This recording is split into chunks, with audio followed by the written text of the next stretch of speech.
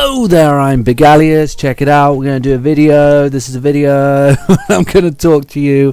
I like reviewing games. I love doing these reviews. That's why I'm doing it. It's super fun.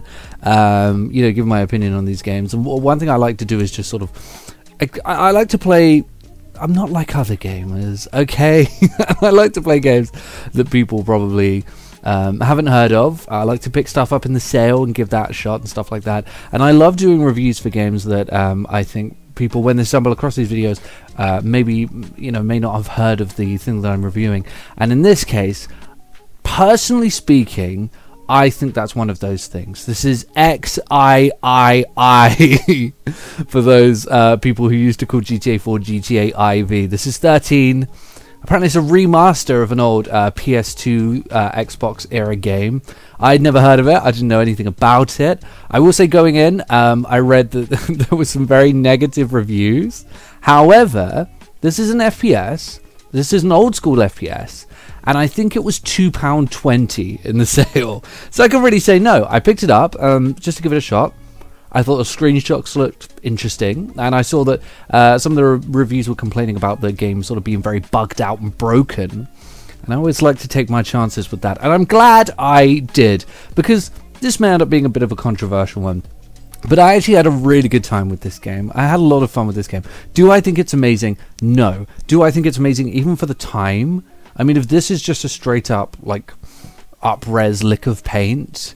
Even for the time, I think there was a lot better back then. Stuff like Time Splitters and Halo 2 and stuff like that were a lot better back then. But I still think this is fun. I still think it's a fun romp.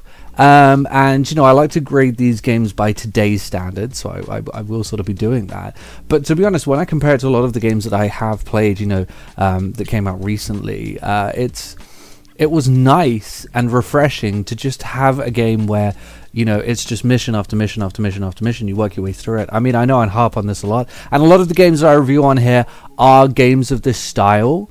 But it's always nice when these pop up, because I know that I'm going to have fun, and it's guaranteed fun, and this was. The only thing that I was slightly worried about was the stealth, which is hit and miss, but fortunately tremendously forgiving. I love a stealth game where it's very much suggested and implied that you have to use stealth in this situation, but if things go wrong, you can sort of get out of it. You can, you do have a get out of jail free card. With this game, it's the fact that they have to activate the alarms in order for you to get caught, in most scenarios anyway. So you do actually have the ability to take someone out whilst they're at the alarm trying to activate it, which is good. Of course, if you don't, then you do reach a fail state, and towards the end of the game there are a couple of missions where that isn't the case and you just can't be seen.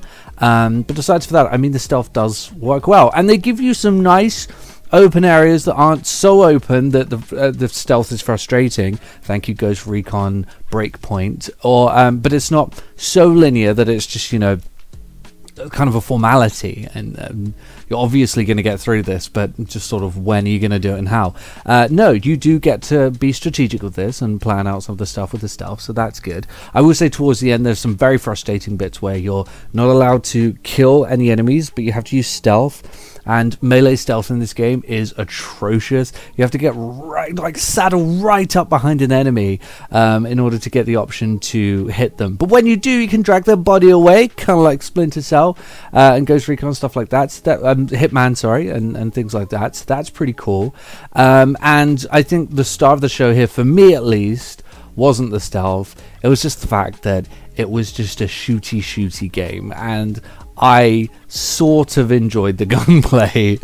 There was one complaint I saw going into the game from the reviews that I do kind of agree with, and that's that it's quite frustrating that in this game there's no vibration feedback on shooting. There's no vibration when you shoot, and that makes honestly that just makes the gameplay feel floaty and weak, and I'm just not into it. I'm not about that, so that's a shame. And also there are situations where if you're sprinting, you can't just left trigger to zoom to pull you out of the sprint animation. That's a bit annoying, but aside from that, I mean, it's just they run towards you, you shoot them, you take them out, and I like that. And I like the way that it blends with the stealth as well, and there are a couple of interesting bits here and there. Like there's a bit where you have to eavesdrop on some enemies by planting a bug on a thing in a military camp, but you're just thrown into the military camp and you have to get to the middle of it, and you have to, you know, plant the eavesdropping device and stealth your way out of there. That's quite interesting. There are missions where, like I said, you're just given a big space and you have to stealth your way through that. But then there are missions where there are these corridors and they're running towards you and you've got to shoot them with your gun. It feels semi-varied and not just like convoluted. I will say the boss missions here suck. They're lame. They're just awful. Why they included them is beyond me. Even back then, I mean, we had half-decent bosses back then, man. There's no excuse. Absolutely terrible. But the story's fun, and it's tongue-in-cheek, and it's goofy and silly, and the graphics I like a lot. I love the way this game looks. The cell shading, when done right, can be really fantastic. And this is pretty great. Like, this is some pretty good visuals graphically. So all in all, you will probably find this game in a sale, and now you will probably find this game in a sale for less than £2.50.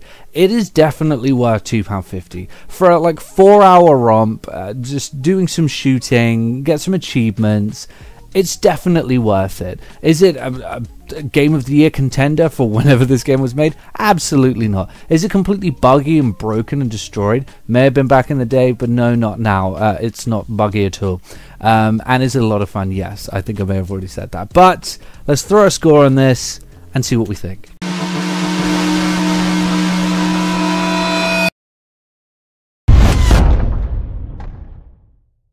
So yeah, I think slightly above mediocre. It's good fun, and like I said, if you find it in the sale, then definitely pick this bad boy up. And if not, I don't really care. It means nothing to me. And I'll see everyone later.